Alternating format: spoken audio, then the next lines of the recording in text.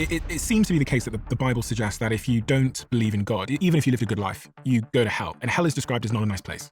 Wat my pla is, jy weet, John Lennox hierso gee so wishy-washy, afgewaterde antwoord.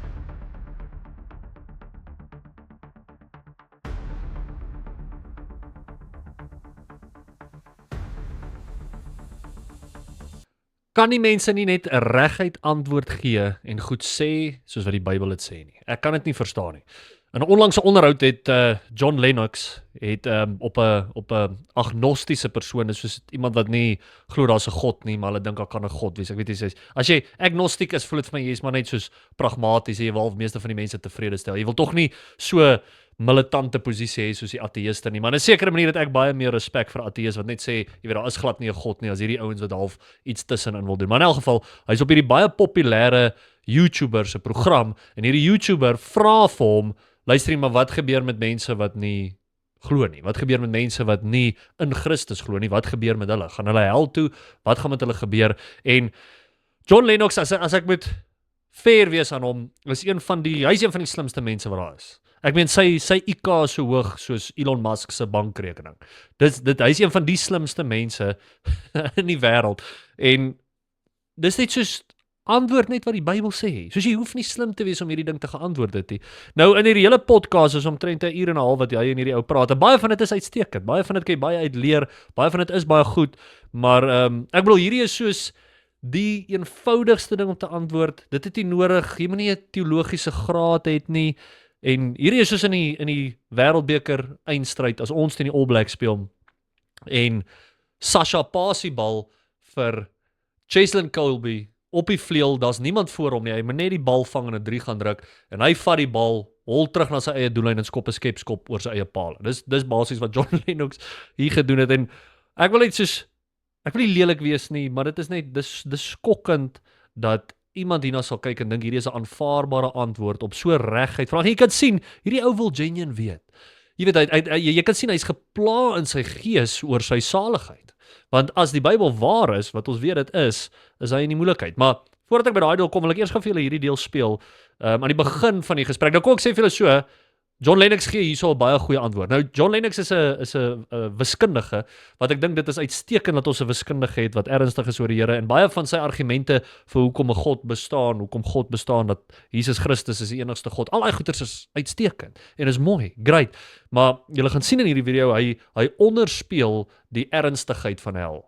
En so baie dink ek pastore en so baie gelowiges vandag doen dit, jy weet, om dit meer aanvaarbaar te laat klink. Maar ek is net soos van, hoe help jy iemand deur vir hulle iets te sê wat nie in die Bybel is nie? Hoe help jy iemand deur 'n ding sagter te maak wat nie bedoel is om sag te wees nie?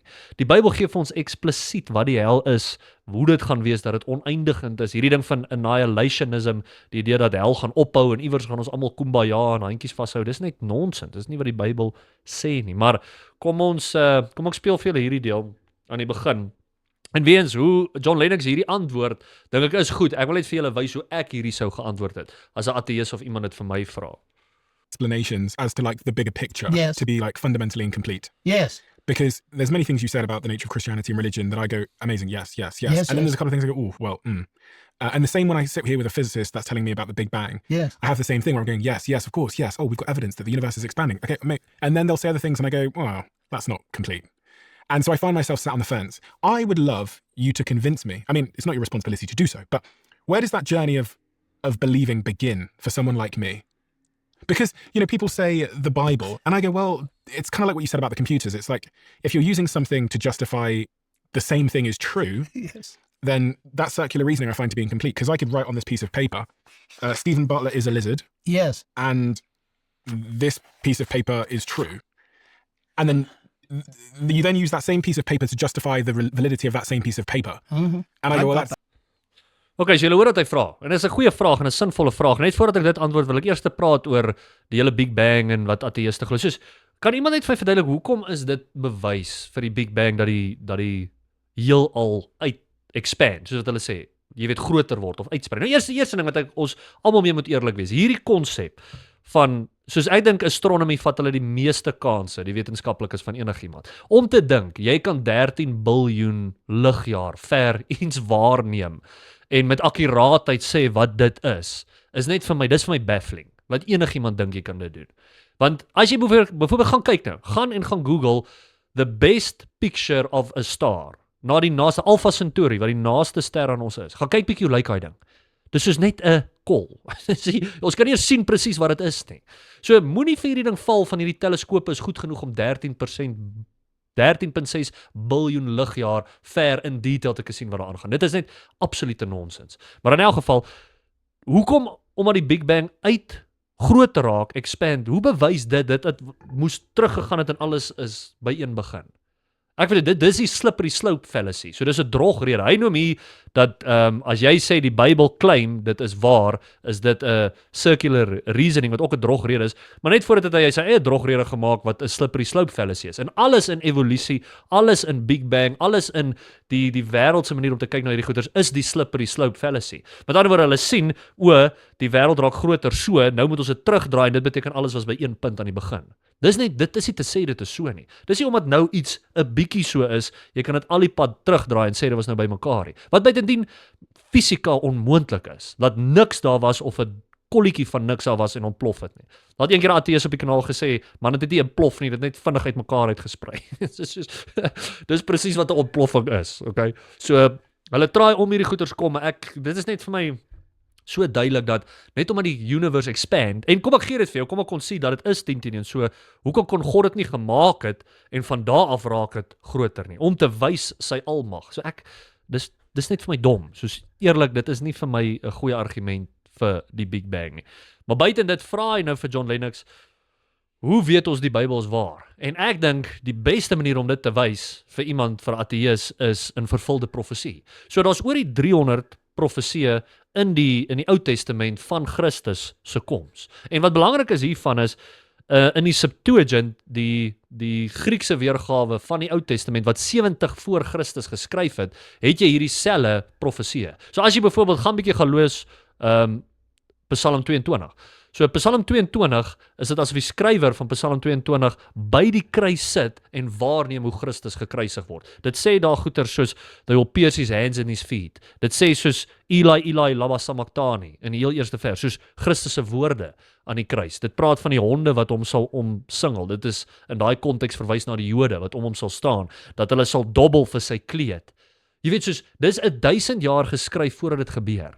En dit beskryf dit met perfekte akkuraatheid. Ek verstaan nie hoekom iemand soos John Lennox, hy moet dit tog weet vir hierdie ou. Ek wonder, as mens sou sit en jy sê vir hierdie ou dit, hoe gaan hy respond daarop? Daar's niks, ek het nog nooit 'n ateës gesien 'n goeie argument gebruik teen Bybelse profesie. Dan het jy Jesaja 53, wat ook, dit is in die Jode se kultuur, in die Jode se Bybel noem hulle dit die forbidden chapter. Jy mag nie Jesaja 53 bestudeer nie, omdat dit so akkuraat Christus se koms beskryf. So jy sien, dit is net soos 'n slam dunk, troefkaart, jy het niks te sê daaroor. En ek het nou vir julle 2 genoem, daar's oor die 300 sulke profesieë in die Ou Testament. As jy gaan kyk, Daniël 9, wat in die vorige video gepraat het, is die beste een van dit alles. So ek weet nie hoekom John Lennox nie, of hoekom nog min van hierdie ouens dit gebruik nie, vervulde profesie, want hierdie ou wil weet, hoekom is die Bybel waar? Dis onmoontlik om 300 goed tot op die punt toe, jy weet, te voorspel wat gaan gebeur en dan gebeur het. Christus het al die profesieë vervul, dat hy op 'n donkie sou kom, dat hy deur 'n maagd gebore is. Al hierdie goeters is vir my net so 'n duidelike bewys dat die Bybel waar is. En as ander goeters ook, vat ook byvoorbeeld iets soos die Bybel sê vir ons in Levitikus dat the life of the flesh is in the blood. Nou jy moet verstaan, in ons konteks weet ons, okay, daar's lewe in die bloed, maar gaan kyk bietjie hoe is George Washington doodgemaak. George Washington se tyd, dit was hier in die einde van die 1800s, het hulle geglo in bloodletting. So as jy siek was, moet jy jou uitgebloei het, want dit het jou gesond gemaak. Terwyl as jy die Bybel gelees het, gesien het, the life of the flesh is in the blood, wat 2000 jaar terug geskryf is, jy weet, waar het hulle nie die mediese en wetenskaplike kennis gehad het nie, dan sou George Washington nie so doodgemaak. Dan sou hy nie doodgegaan het op daai manier. So julle sien, die Bybel is vol waarhede wat onmoontlik is om te verduidelik deur enigiets anders as wat dit bonatuurlik geskryf is. So dis wat ek daarso antwoord, maar kom ons kyk gou hierso. Wat sê hy, wat gebeur met mense, of is ongelowiges in die gevaar om hel toe te gaan, of wat is die hel, en dan praat hulle hier daaroor. Back to this question I asked about good people, living a good life. It seems to be the case that the Bible suggests that if you don't believe in God, even if you live a good life, you go to hell. And hell is described as not a nice place. So I was thinking about the most kind person I know that's lived her life to be unbelievable, passed away. She didn't believe. does that mean she's in hell? Well, you can't answer that. Let me just Does say the Bible something answer that? here, that what So kyk net gou eers hierso sê you can't answer that. En dan sê hy maar die Bybel sê so.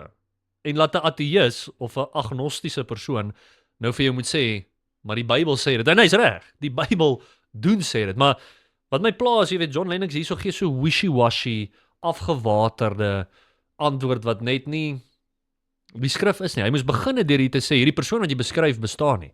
Die mens wat jy dink die beste in die wêreld is, wat net goed doen, wat net oulik is en net nice is. Die Bybel sê all have fallen short of the glory of God. All have sinned and fallen short. Ons is almal skuldig. Dit is wat Romeine 3 vir ons leer. So ek weet nie hoekom John Lennox daar begin het gesê, maar luister jy beskryf 'n persoon wat nie bestaan nie. Daar's niemand wat goed is nie. Die ding is, ons gebruik ons wêreldse manier om te oordeel as ons goed of nie. Jy dink jy's goed want jy het nie iemand vermoor nie. Jy kyk na iemand anders en kyk, o, jy's daai persoon is totaal en al boos. Jy sê vir jouself, o, ek is dan nie so erg soos daai persoon nie, maar die Bybel sê vir ons duidelik, ons is almal skuldig om God se wet te breek. Ons het almal teen God gedraai en daarom het ons 'n redder nodig. So, die persoon wat hy beskryf gaan 100% hel toe.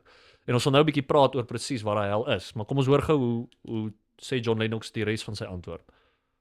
Scripture reveals is a very interesting thing, that the only people to whom Jesus talked about hell were religious bigots who were in danger of it. He did. So daai is net dis is shocking onwaar. Ek weet nie waar kom hy daar nie. Religious bigot. So hy sê dis is net die fariseërs wat Jesus gepraat het oor hel. So ons kan hier gaan na die Bybel in Matteus 10 vers 28. En hierdie skryf hy vir die apostels, hierdie skryf hy vir die disippels. En hy sê daar, and fear not them which kill the body, but are not able to kill the soul, but rather fear him which is able to destroy both body and soul in hell. So hierso het jy Jesus sy eie woorde wat hy die apostels waarsku van hel.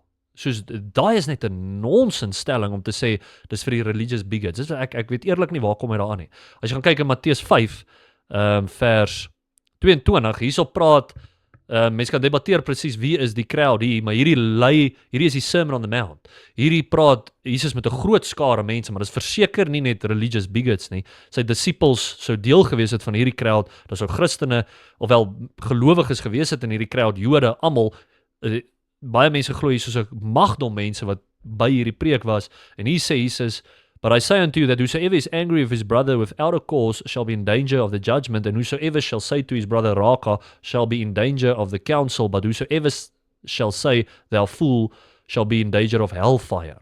So ek bedoel is duidelik dat Jesus oor hel gepraat het en verseker nie net met religious bigots nie. So ek weet eerlik nie waar kom hy daar nie. En dis die probleem. Hierdie ouens wil akademies relevant wees en slim wees en jy weet hierdie pragmatiese antwoorde gee sodat hulle nie gecancel word nie. Want as jy dis ook ek so graag wil hê 'n fundamentalist moet daar gaan sit. Iemand soos Joey Faust wat ons al op die kanaal gehad het. Iemand soos Spencer Smith. Iemand wat jy weet die woord sonder om te gee wat almal gaan dink vir die ou sal gee en vir hom reguit gaan sê in wat se moeilikheid hy is. Want as hy daar doodgaan soos hy daar sit, is hy op pad hel toe. Vir ewig. In 'n vuur wat letterlik brand. Maar luister verder wat John Lennox sê. En as jy sien hoe traai hy hel versag. Didn't talk about it to ordinary folks who are struggling with believing and trusting God and all the rest. That's point number one. What And are I think- you implying there, sorry? Well, what I'm implying there is that we paint hell as something ogre-like, God stuffing and demon stuffing bodies into hell, when actually, I think Lewis got it right here, when he talks about this, that hell is absence of God and it's chosen. If a person doesn't want God in their life, and I've known people like that, and they choose it, God will give them what they chose. Otherwise, God is going to have to force his way into their lives and they don't want him. And here is the amazing thing, to my mind, about Jesus and his attitude. He would go places, he would heal people, he would bring peace into their lives and all the rest of it. But when folk saw what he did and said, go, leave us alone, he went. He didn't force his way into their lives. So dan gee hierdie, soos ek vir julle sê, hy gee die wishy-washy antwoord en sê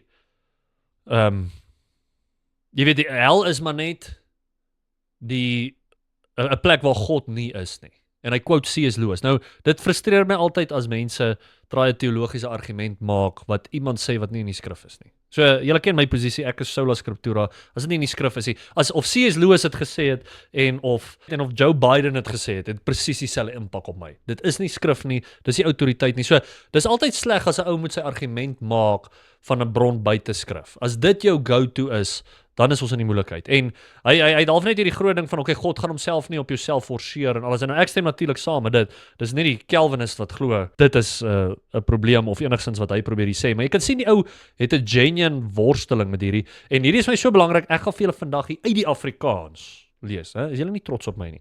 Die Afrikaans 53 en as 'n Afrikaanse vertaling is wat ek vir jou sal sê, wat as jy moet in die Afrikaanse Bybel lees, dan 53 is your way to go.